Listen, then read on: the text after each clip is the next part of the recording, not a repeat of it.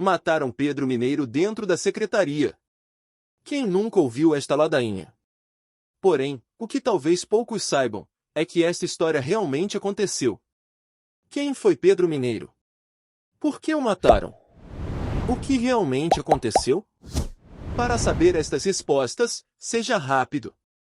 Se inscreva no canal, deixe seu like e descubra a verdadeira história por trás desta ladainha.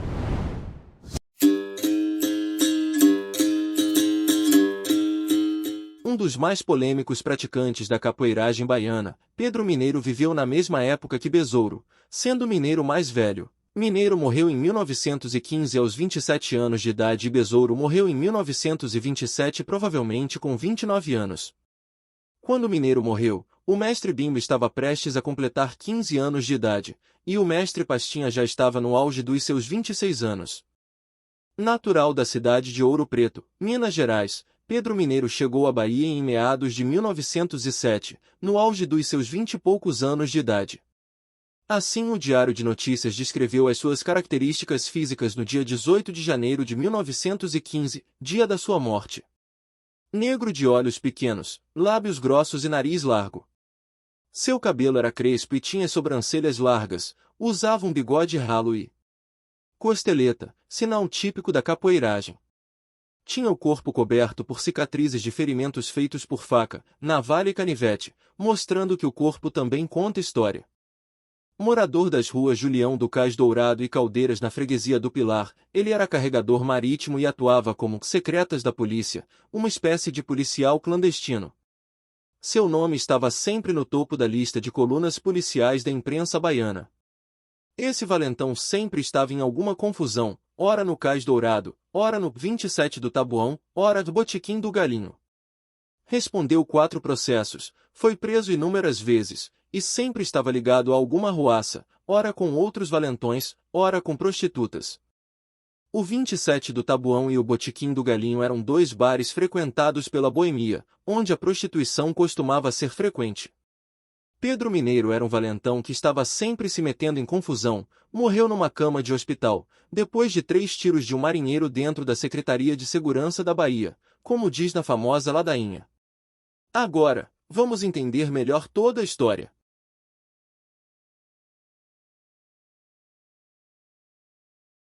No final do ano de 1914, atracou em Salvador o torpedeiro Piauí, recém-chegado do Rio de Janeiro. Os marinheiros que há muito tempo não viam mulheres, logo procuraram os pontos de prostituição da cidade de Salvador.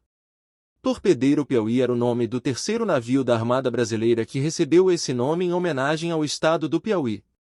A vasta quantidade de mulheres de vida fácil que se encontrava na região fizeram os marujos se sentirem em casa, porém a bebedeira, o palavreado de baixo calão e algumas outras coisas proibidas pelos padrões sociais levaram o capitão de polícia Cirilo a prender essas mulheres, acusando-as de serem provocadoras da desordem.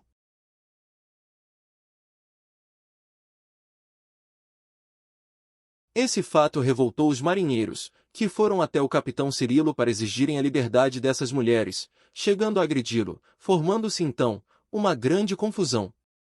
Em seguida vieram então os capoeiras Pedro Mineiro e Sebastião de Souza em defesa do capitão Cirilo, atacando os marinheiros.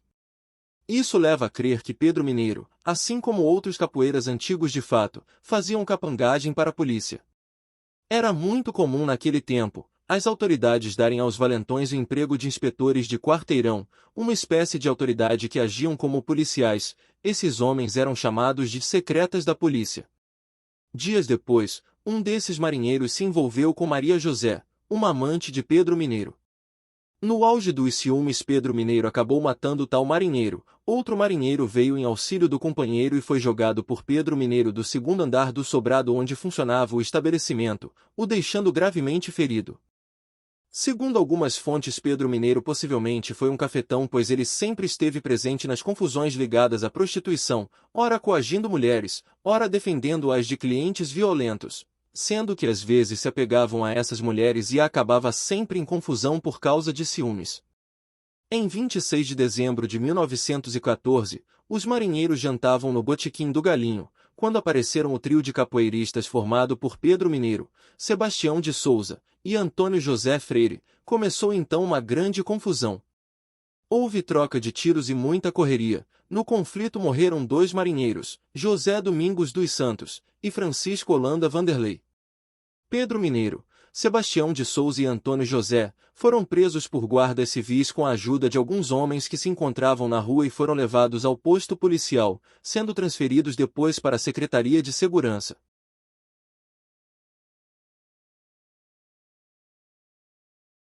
Em seus depoimentos, os capoeiras se declararam secretas da polícia. O julgamento dos capoeiristas ocorria de forma tranquila, porém um dos marinheiros do Piauí atirou contra Pedro Mineiro por 3 vezes. Em pleno julgamento dentro da Secretaria de Segurança, um dos tiros pegou nas pernas, outro no ombro e o outro na região lombar. Os capoeiristas Antônio José Freire e Sebastião de Souza aproveitaram-se da confusão para fugirem. Antônio José conseguiu fugir e nunca mais se ouviu falar dele, porém Sebastião de Souza foi pego à traição por um marinheiro, que lhe acertou uma facada certeira perfurando os seus rins, vindo a morrer logo depois no hospital. Sebastião e Pedro Mineiro foram levados ao Hospital Santa Isabel aonde chegaram ainda com vida. Quanto aos marinheiros, esses foram levados ao torpedeiro Piauí e lá foram entregues ao capitão da Marinha Carlos Alves e esse tratou de puni-los e castigá-los de acordo com as leis da Marinha. Pedro Mineiro, não aguentando mais o sofrimento na cama do hospital, pediu à sua companheira Graciliana Maria da Conceição que lhe arrumasse uma navalha, pois pretendia poupar seu sofrimento se suicidando. Atendendo seu pedido, a sua companheira trouxe-lhe uma navalha, porém quando Pedro Mineiro a levava até o pescoço, um dos guardas que fazia a segurança do hospital o impediu de suicidar-se. No dia seguinte seu sofrimento foi poupado, Pedro veio a falecer vítima dos ferimentos a balas causados pelo marinheiro. A data era 18 de janeiro de 1915. Tinha 27 anos de idade e foi enterrado no cemitério da Quinta dos Lázaros. E assim surge a famosa ladainha. Você já conhecia esta história? Comente! E não deixe de dar o seu like e de se inscrever no nosso canal. Logo traremos mais histórias cantadas da nossa capoeira.